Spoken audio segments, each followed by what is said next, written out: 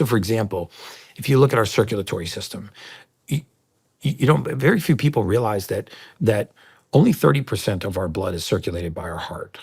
Right? Our heart's only responsible for 30% of the circulation in our body. 70% of our circulation is actually not done by the heart. 70% of our circulation is done by an activity called vasomotor. Okay, this is microvascular circulation. Nobody listening to this podcast has a heart that is strong enough in a single contraction to pump blood all the way to the tip of your toes, to the tip of your fingers, through all the capillaries in your brain, your liver, your lungs, your pancreas, your kidneys, none of us. What happens is we pump blood to the entrance of these capillaries, and then an activity called vasomotor takes over. Think of a snake swallowing a mouse.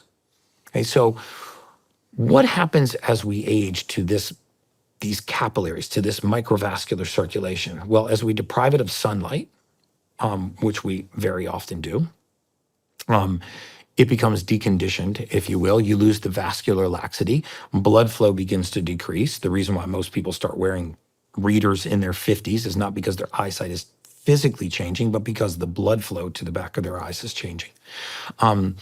When we don't change, when we don't vary our temperature, right? Expose ourselves to cold temperatures, expose ourselves to hot temperatures. When we just keep our temperature perfectly normal, we stop exercising our vascular system. Our arteries are smooth muscle. They can actually contract and expand. We don't think about exercising our vascular system, but it's actually very good for you. One of the reasons why I love cold water exposure, taking a cold shower, getting in a cold plunge or a cold tub, is because you're exercising your vascular system. You're causing a peripheral vasoconstriction and a vasodilation, which is actually very, very good for maintaining this microvascular circulation. But we just maintain our body temperature and air temperature and our car temperature and our temperature in our office and our temperature in our home, because we don't like to be uncomfortable.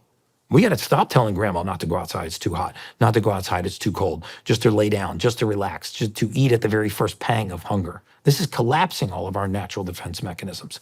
And so one of the reasons, getting back to evolution, is you look at how this human body is structured, and you see that, for example, an artery will have a certain diameter, and it carries this warm oxygenated blood away from the heart.